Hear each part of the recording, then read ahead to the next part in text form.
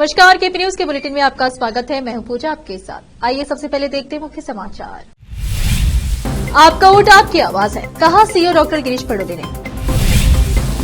कर्नाटक में लोकसभा चुनाव के पहले चरण के लिए प्रचार आज समाप्त हो गया। हनुमान चालीसा सुनना अपराध, पीएम मोदी ने कर्नाटक में कांग्रेस पर हमला बोला।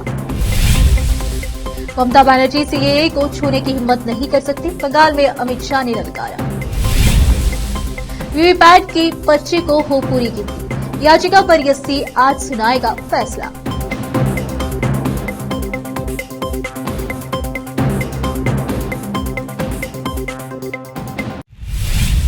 देखते समाचार विस्तार से। जिला पंचायत के मुख्य कार्यकारी अधिकारी और जिला एसडब्ल्यूईएफ समिति के अध्यक्ष डॉक्टर गिरीश पडोले ने कहा, आपका वोट आपकी आवाज है। वह जिला एसडब्ल्यूईएफ समिति बीदर की ओर से केंद्रीय बस स्टैंड बीदर में बसों पर मतदान जागरूकता पर पम्पलेट चिपकाने के बाद बोल रहे थे।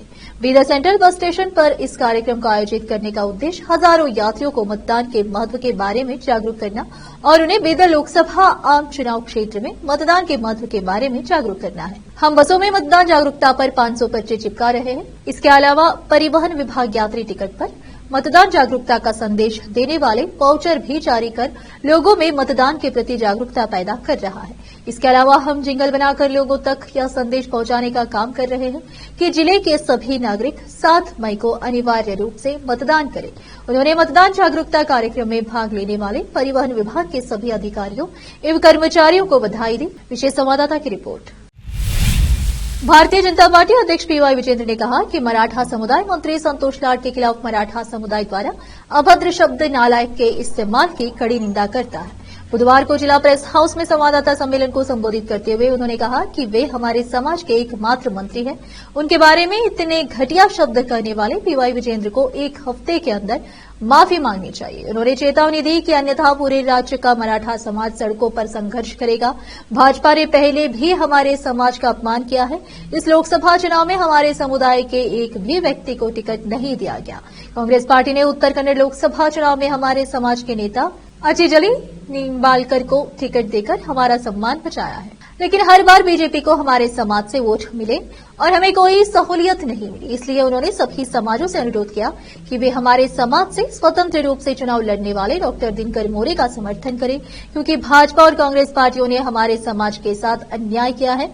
लेकिन इस चुनाव में बीदर लोकसभा क्षेत्र से भाजपा का टिकट मांगा गया। कैमरामैन पुपुराज का कवरेज। ನೋಡ್ರಿ, ನಮ್ಮ ಸಮಾಜ ಕ್ಯಾಂಡಿಡೇಟ್ ಒಂದ್ ವೇಳೆ ನಿಂತಾಗ ಸಮಾಜದವರು ಸಮಾಜದಲ್ಲಿಗೆ ಇರ್ತಾರೆ, ಸಪೋರ್ಟ್ ಮಾಡೋ ಪ್ರಶ್ನೆ ಬರಲ್ಲ ಸರ್. ಸಮಾಜದವ್ರು ಏನಾದ್ರು ತೀರ್ಮಾನ ಮಾಡ್ತಾರ, ಸಮಾಜ ಹಳ್ಳಿ ಏನ್ ಯೋಚನೆ ಮಾಡ್ತದ ಅದನ್ನ ಡಿಪೆಂಡ್ ಇರ್ತದ. ಇಲ್ಲ, ತೀರ್ಮಾನ ಅಂದ್ರೆ ಸಮಾಜ ತೀರ್ಮಾನ ಆಗೋ ಪ್ರಶ್ನೆ ಬರಲ್ಲ ಈ ಇಲೆಕ್ಷನ್ ಬೆಳವಣಿಗೆಯಲ್ಲಿ. ನಮ್ಮ ಸಮಾಜ ಕ್ಯಾಂಡಿಡೇಟ್ ಇದ್ದಿಲ್ವಾ, ಸಮಾಜ ಕ್ಯಾಂಡಿಡೇಟ್ ಹಿಂದ್ ಸಮಾಜ ಹಿಂದೆ ಇರ್ತದ.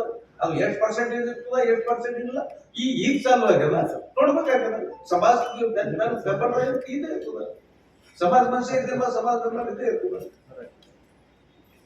ಈಗ ನಿಮ್ಮ ಸಮಾಜದವ್ರು ಏನಂದ್ರೆ ಕೆಲವರು ಆಲ್ರೆಡಿ ಬಿಜೆಪಿಗೆ ಸಮರ್ಥನ ಘೋಷಣೆ ಮಾಡಿದ್ದಾರೆ. ನೋಡಿ ಸರ್, ಈ ಕೆಲವು ಸಮಾಜದವರು, ನಮ್ದೇ ಸಮಾಜದವರು, ನಾನು ಇವಾಗ ಮೊದಲು ಏನಂತ, ನಾನು ಮೊದಲು ಸಮಾಜದವರು, ಮತ್ತೇನದ ನಾನು ಪಕ್ಷದವ ಮತ್ತು ನಮ್ಮ ಸಮಾಜದ ಕ್ಯಾಂಡಿಡೇಟ್ ಇದ್ದಿಪ್ಪ, ನನ್ನ ಮೊರಲ್ ಡ್ಯೂಟಿ ಬರ್ತದ, ನನ್ನ ಮೊರಲ್ ಅಬ್ಲಿಗೇಷನ್ ಬರ್ತದ ಕಿ ನಮ್ಮ ಸಮಾಜ ಬೆನ್ನಿಗೆ ಇರ್ಬೇಕಾಗಿರ್ತದೆ. ಸರ್, ಮೊನ್ನೆ ಪದ್ಮಾಕರ್ ಪಾಟೀಲ್ ಅವರು ಏನಂದ್ರು, ನಾನು ಪಕ್ಷದ ಬಿಜೆಪಿಯ ಪ್ರಾಥಮಿಕ ಸದಸ್ಯತ್ವ ರಾಜೀನಾಮೆಯನ್ನು ಕೊಟ್ಟು ಮರಾಠ ಸಮುದಾಯ ಜೊತೆ ಸಮರ್ಥನೆ ಮಾಡ್ತೀನಿ ಅಂತ. ಅದೇ ಮಾದರಿಯಲ್ಲಿ ತಾವು ಕೂಡ ಪಕ್ಷದ ಪ್ರಾಥಮಿಕ ಸದಸ್ಯ ರಾಜೀನಾಮೆ ಕೊಡ್ತೀರಾ? ಇಲ್ಲ, ನಾನು ಸದಸ್ಯ ಇದ್ದೀನಿ, ಅದು ಮಾತು ಬೇರೆ. ಪರಂತು ನಾನು ಸದಸ್ಯತ್ವ ಬಿಡೋದು ಪ್ರಶ್ನೆ ಬರಲ್ಲ. ಸದಸ್ಯತ್ವ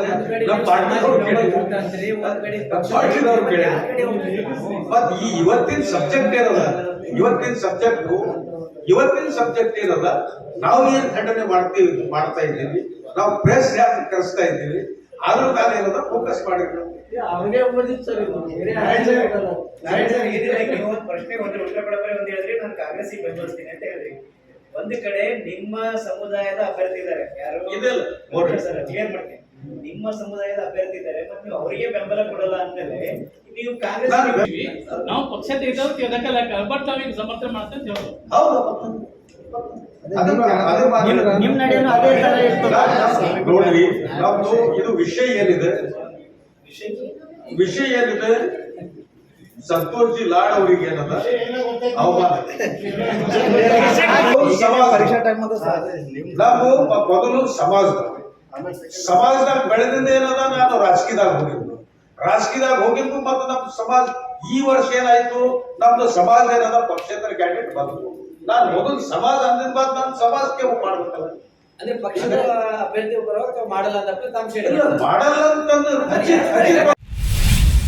कर्नाटक की 14 लोकसभा सीटों पर 26 अप्रैल को पहले चरण में होने वाले मतदान के लिए प्रचार बुधवार शाम को समाप्त हो जाएगा। अधिकांश दक्षिणी और तटीय जिलों में इस दौरे के मतदान के लिए कुल 247 उम्मीदवार 226 पुरुष और 21 महिलाएं मैदान में हैं। यह राज्य में सत्तारूढ़ कांग्रेस और भाजपा जनता दल सेकुलर गठबंधन के बीच सीधा चुनावी मुकाबला है, जहां कांग्रेस अभी 14 सीटों पर चुनाव लड़ रही है, वहीं भाजपा ने 11 सीटों पर और उसके गठबंधन सहयोगी जेडीएस ने 3 सीटों हासन, मंड्या और कोलार पर अपने उम्मीदवार उतारे हैं। 3 के अलावा जिन क्षेत्रों में शुक्रवार को चुनाव होंगे वे है उडुपी, चिकमंगलुरु, दक्षिण कन्नड़, चित्रदुर्ग, तुमकुरु, मैसूरू, चामराजनगर, बेंगलुरु ग्रामीण, बेंगलुरु उत्तर, बेंगलुरु सेंट्रल, बेंगलुरु दक्षिण और चिकबल्लापुर। कर्नाटक में हनुमान चालीसा का पाठ सुन रहे एक दुकानदार पर हाल ही में हुए कथित हमले का जिक्र करते हुए प्रधानमंत्री नरेंद्र मोदी ने कहा कि कांग्रेस शासित राज्य में हिंदू देवता की महिमा का जाप करना एक अपराध है। भाजपा शासित राजस्थान के टोंक सवाई माधोपुर लोकसभा क्षेत्र में एक विशाल रैली को संबोधित करते हुए पीएम मोदी ने हनुमान जयंती के अवसर पर नागरिकों को शुभकामनाएं देते हुए कांग्रेस पर जमकर हमला बोला और कहा कांग्रेस के तहत शासन कर्नाटक में हनुमान चालीसा सुनना भी अपराध है। राजस्थान में कांग्रेस शासन के बाद पहली बार राजस्थान के लोगों को शोभा यात्रा निकाली गई। राजस्थान में इस साल रामनवमी पर जहां लोग राम राम कर एक दूसरे को बधाई देते हैं, वहां कांग्रेस ने रामनवमी पर जुलूस और उत्सव पर प्रतिबंध लगा दिया। पीएम मोदी ने कहा, मैं आप सभी का प्यार, आशीर्वाद और समर्थन पाकर सौभाग्यशाली महसूस कर रहा हूं। मैं अपने आसपास के सभी उत्साहित और उत्साहित चेहरों को देखकर खुश हूं। हनुमान जयंती के शुभ अवसर पर मैं यहां और देश भर के सभी लोगों को शुभकामनाएं देता हूं। कर्नाटक की घटना का जिक्र करते हुए उन्होंने कहा कि हालांकि रामनवमी के अवसर पर आपको शुभकामनाएं देते हुए मुझे कुछ दिन पहले की एक घटना याद आ रही है। कांग्रेस शासित कर्नाटक में एक दुकानदार के साथ सिर्फ इसीलिए बेरहमी से मारपीट की गई क्योंकि वह अपनी दुकान पर बैठा हनुमान चालीसा का पाठ सुन रहा था। बेंगलुरु शहर ने मौसम का एक और रिकॉर्ड तोड़ दिया। अधिकतम तापमान 37.6 डिग्री सेल्सियस दर्ज किया गया, जो शहर के इतिहास में दूसरा सबसे गर्मी का दिन था। कर्नाटक की राजधानी जो पहले से ही कई महीनों से भीषण गर्मी झेल रही है, मंगलवार को भी भीषण गर्मी और तापमान जारी रहा, जो अप्रैल के औसत से 3.4 डिग्री अधिक है। बेंगलुरु में आखिरी बार तापमान एक पखवाड़े पहले 37.6 डिग्री सेल्सियस दर्ज किया गया था। बेंगलुरु में अप्रैल के उच्चतम तापमान का रिकॉर्ड 29.2 डिग्री सेल्सियस है, जो 2016 में बनाया गया था। भारत मौसम विज्ञान विभाग IMD के वैज्ञानिकों ने चिंता व्यक्त की कि शुक्रवार को होने वाले लोकसभा मतदान के साथ अगले 2 दिनों में पारा और भी ऊपर चढ़ सकता है, संभवतः 29 डिग्री के निशान को पार कर सकता है। लेते एक छोटा सा ब्रेक।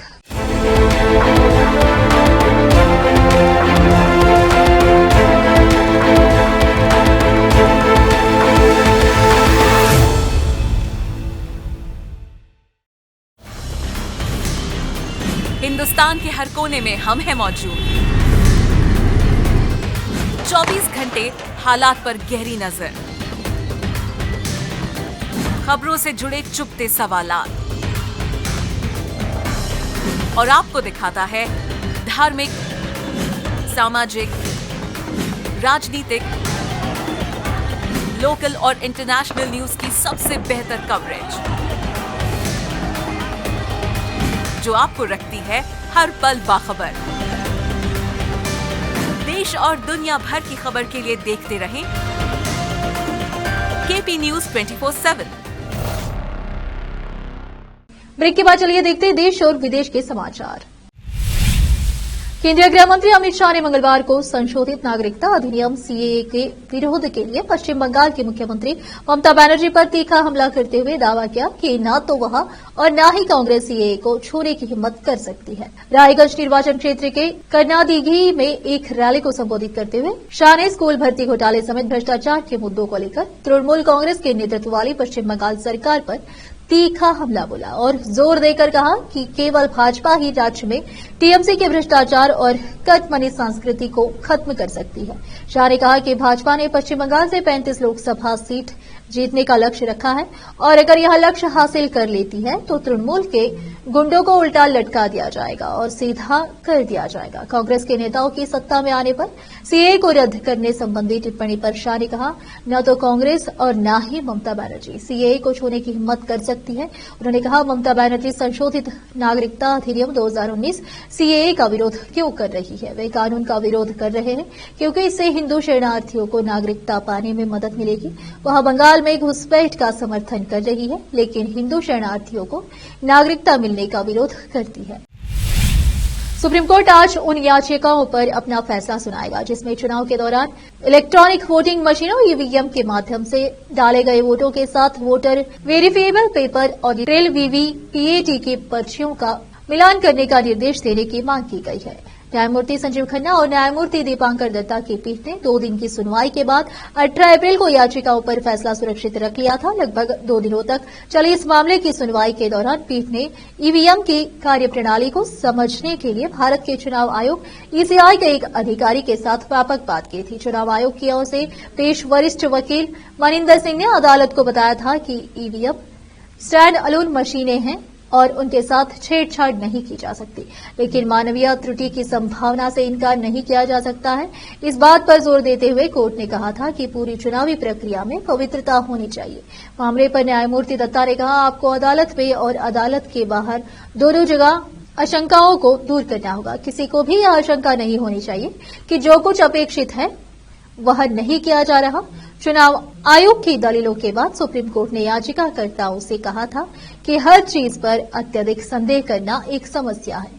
पीठ ने याचिकाकर्ताओं के एक वकील से कहा था हर चीज पर संदेह नहीं किया जा सकता, आप हर चीज की आलोचना नहीं कर सकते। अगर उन्होंने ईसीआई ने कुछ अच्छा किया है तो आपको इसकी सराहना करनी होगी, आपको हर चीज की आलोचना नहीं करनी चाहिए। 16 अप्रैल को पहले की सुनवाई में पीठ ने मैनुअल गिनती प्रक्रिया के बारे में आपत्ति व्यक्त करते हुए कहा था कि भारत में चुनावी प्रक्रिया एक बहुत बड़ा काम है और सिस्टम को खराब करने का प्रयास नहीं किया जाना चाहिए।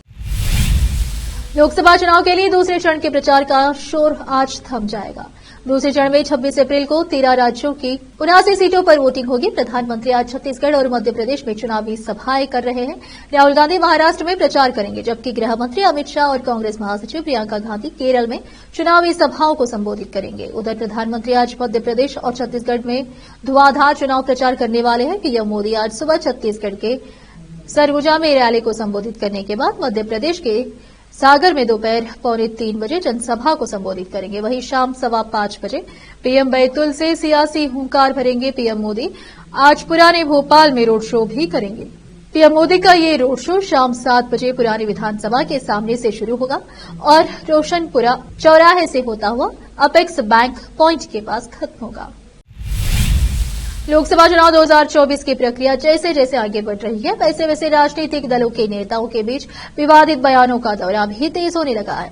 अब केरल में लेफ्ट पार्टी के विधायक पीवी अनवर ने राहुल गांधी को लेकर कुछ ऐसा कहा है जिससे नया राजनीतिक घमासान शुरू हो गया है।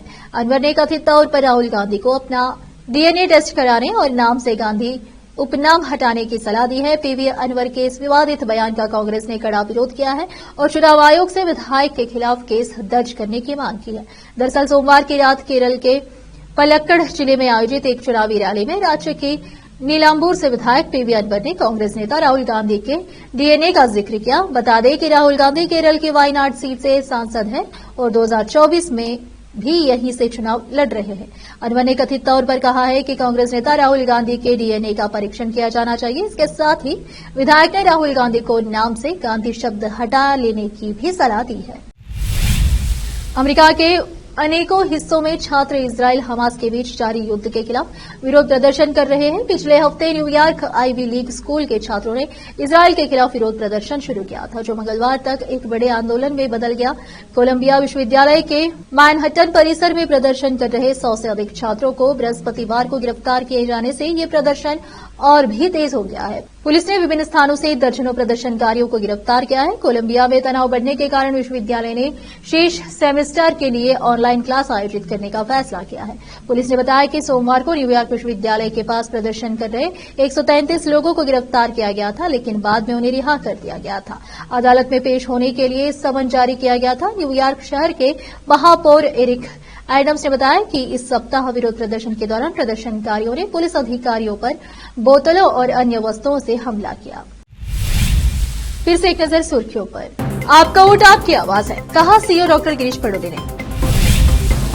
कर्नाटक में लोकसभा चुनाव के पहले चरण के लिए प्रचार आज समाप्त हो गया। हनुमान चालीसा सुनना अपराध, पीएम मोदी ने कर्नाटक में कांग्रेस पर हमला बोला।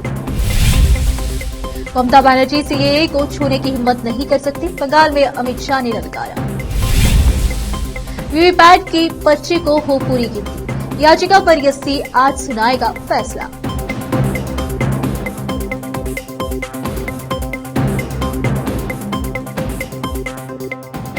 केपी न्यूज के बुलेटिन में आज इतना ही। अन्य समाचारों के लिए जुड़े रहे हमारे चैनल से। केपी न्यूज 24/7 से धन्यवाद।